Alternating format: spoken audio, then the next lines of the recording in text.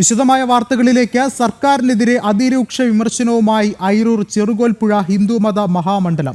ആഗോള അയ്യപ്പ ഭക്ത സംഗമം നടത്തുന്നത് ഗൂഢ ഉദ്ദേശത്തോടെയാണ്. യുവതീ പ്രവേശനം നടത്താൻ മുന്നിട്ടിറങ്ങിയ സർക്കാരാണ് ഇത്. ഭക്തർക്കെതിരെ ചുമത്തിയ കേസുകൾ പിൻവലിക്കാൻ സാധിക്കുമോ എന്നും അയിരൂർ ചെറുകോൽപ്പുഴ ഹിന്ദുമത മഹാമണ്ഡലം ചോദിക്കുന്നുണ്ട്.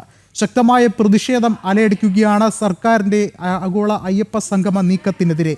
നേരത്തെ തന്നെ പന്തളം കൊട്ടാരം ശക്തമായ മുന്നറിയിപ്പുമായി വിമർശനങ്ങളുമായി രംഗത്ത് വന്നിരുന്നു. അതിന് പിന്നാലെയാണ് ഇപ്പോൾ അയിരൂർ ചെറുകോൽപ്പുഴ ഹിന്ദുമത മഹാമണ്ഡലം രംഗത്ത് വന്നത്. എന്തായാലും സർക്കാരിൻ്റെ നീക്കത്തിന് പിന്നിൽ ഗൂഢാലോചന തന്നെയാണ്, ഗൂഢലക്ഷ്യമാണ് ഉള്ളത് എന്നുള്ള രൂക്ഷമായ വിമർശനങ്ങളാണ് ഇപ്പോൾ ഉണ്ടാകുന്നത്. എന്തായാലും ശക്തമായ പ്രതിഷേധങ്ങൾ, വിമർശനങ്ങൾ സർക്കാരിൻ്റെ ഈ ഒരു നീക്കത്തിന് പിന്നിൽ അലയടിക്കുകയാണ്. അതിന് പിന്നാലെയാണ് ഏറ്റവും ഒടുവിലായി ഇപ്പോൾ അയിരൂർ ചെറുകോൽപ്പുഴ ഹിന്ദുമത മഹാമണ്ഡലം രംഗത്ത് വരുന്നത്. കൂടുതൽ വിവരങ്ങളുമായി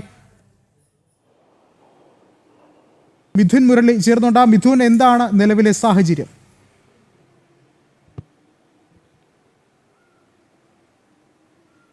വിഷ്ണു, ഏഷ്യയിലെ ഏറ്റവും വലിയ ഹിന്ദുമത മഹാസമ്മേളനത്തിന്റെ സംഘാടകരായ ഹിന്ദുമത മഹാമണ്ഡലമാണ് ഇപ്പോൾ പ്രതിഷേധവുമായി രംഗത്തിറങ്ങിയിരിക്കുന്നത്. നിലപാട് വ്യക്തമാക്കുവാണ്. പമ്പയിൽ സർക്കാർ നടത്താൻ പോകുന്ന അയ്യപ്പ സംഗമത്തിൽ സർക്കാരിനെതിരെയുള്ള നിലപാടാണ് ഹിന്ദുമത മഹാമണ്ഡലം വ്യക്തമാക്കുന്നത്. അത് പ്രധാനമായും നേരത്തെ 2018 യുവതി പ്രവേശനവുമായി ബന്ധപ്പെട്ട് നിരവധിയായ ഭക്തർക്കെതിരെയാണ് സർക്കാർ കള്ളക്കേസുകൾ കൊടുക്കിയിരിക്കുന്നത്. സംസ്ഥാനത്തിന്റെ വിവിധ ഭാഗങ്ങളിൽ, വിവിധ പോലീസ് സ്റ്റേഷനുകളിൽ ഭക്തജനങ്ങൾക്കെതിരെ ചുമത്തിയിരിക്കുന്ന കേസുകൾ ഇപ്പോഴും നിലനിൽക്കുന്നു. ഭക്തജനങ്ങൾ അതിന്റെ നടപടികളുമായി മുന്നോട്ട് നീങ്ങേണ്ട അവസ്ഥയിലാണ് ഇപ്പോഴും ഉള്ളത്.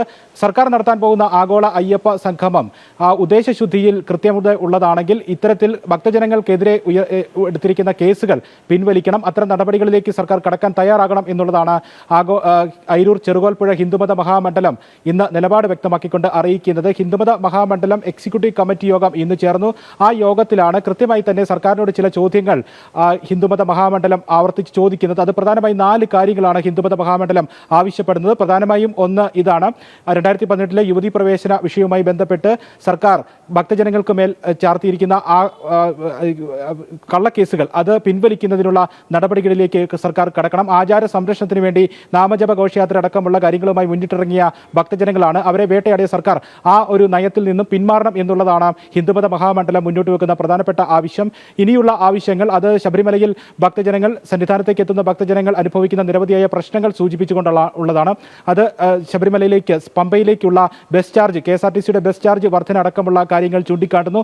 ഈ കാര്യത്തിൽ ബസ് കൂലിയിൽ വർധനവ് ഉണ്ട്. അത് കുറയ്ക്കുന്നതിനുള്ള നടപടികൾ സർക്കാരിന്റെ ഭാഗത്ത് നിന്ന് ഉണ്ടാകണം. ഭക്തജനങ്ങൾക്ക് അനുകൂലമായി തന്നെ ശബരിമലയിൽ എത്തി, സന്നിധാനത്തെത്തി അയ്യപ്പ ദർശനം സുഗമമായി ദർശനം നടത്തുന്നതിനുള്ള സാഹചര്യം ഒരുക്കുന്നതിന്റെ ഭാഗമായി KSRTC ബസ് ചാർജിൽ വലിയ വർധനവ് ഇപ്പോഴുണ്ട്. അത് കുറയ്ക്കുന്നതിനുള്ള നടപടികളിലേക്ക് സർക്കാർ കിടക്കണം. മൂന്നാമതായി സന്നിധാനത്ത് പുതുതായി ഒരു ഭസ്മക്കുളം കുത്തുന്നതിനുള്ള നടപടികളിലേക്ക് ദേവസ്വം ബോർഡ് കടക്കുന്നുണ്ട്. അത് ശരിയായ തീരുമാനമല്ല. ആ തീരുമാനത്തിൽ നിന്നും സർക്കാർ പിൻവാങ്ങണം, ദേവസ്വം ബോർഡ് പിൻവാങ്ങണം എന്നുള്ളതാണ് ഇന്ന് ചേർന്ന ഹിന്ദുമത മഹാമണ്ഡലം എക്സിക്യൂട്ടീവ് കമ്മിറ്റി സർക്കാരിനോട് ആവശ്യപ്പെടുന്ന മറ്റൊരു പ്രധാനപ്പെട്ട കാര്യം. 4ാമത്തെ കാര്യം, ഈ സമ്പത്തിന്റെ അടിസ്ഥാനത്തിൽ ഭക്തജനങ്ങളെ വേർതിരിക്കുന്നത് ശരിയായ പ്രവണതയല്ല. ശബരിമലയിൽ എല്ലാവരും ഒരുപോലെയാണ്, ഒന്നാണ്. തത്വമസി എന്ന ആപ്തവാക്യമാണ് അവിടെയുള്ളത്. അവിടെ സമ്പത്തിന്റെ പേരിൽ ഭക്തജനങ്ങളെ വേർതിരിച്ച് സുഖസൗകര്യങ്ങൾ ഏർപ്പെടുത്തുന്ന രീതി ശരിയായ പ്രവണത അല്ല. അതുകൊണ്ട് ഭക്തജനങ്ങളെ സമ്പത്തിന്റെ അടിസ്ഥാനത്തിൽ വേർതിരിക്കാനുള്ള സംസ്ഥാന സർക്കാരിന്റെ നീക്കം അത് അനുവദനീയമല്ല.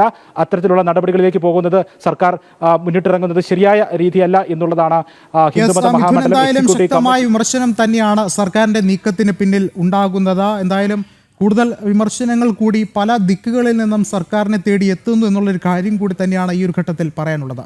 മിഥുൻ മുരളിയാണ് വിവരങ്ങൾ നൽകിയത്.